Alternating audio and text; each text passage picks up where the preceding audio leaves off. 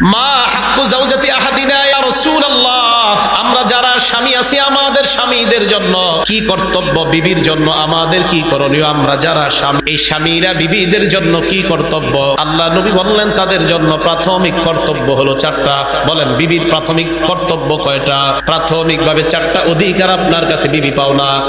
এক নাম্বার আনতুতিমাহা ইযা তুইমতা, তুমি যদি খাও বিবিরেও খাওয়াও। দুই নাম্বার ওয়া আনতাকসুহা ইযা তাসাইতা, তুমি বারবার পোশাক বানাও বিবিরেও মাঝে মাঝে বানায় দাও, পোশাক পরাও তাকেও পরাও। তিন নাম্বার ওয়ালা তাদরিবিল ওয়াজহা, সাবধান বিবির চেহারায় কখনো আঘাত করবা না।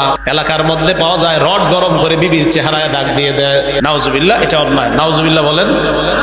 চেহারা আঘাতই করা যাবে না, ওয়ালা তাদরিবিল ওয়াজহা, তিন নাম্বার তার চেহারায় আঘাত করা যাবে না। চার নাম্বার ওয়ালা তুকাব্বিহা, বিবিকে গালি দেওয়া যাবে না, তোর 14 গোষ্ঠী খারাপ বলে না, বলা যাবে।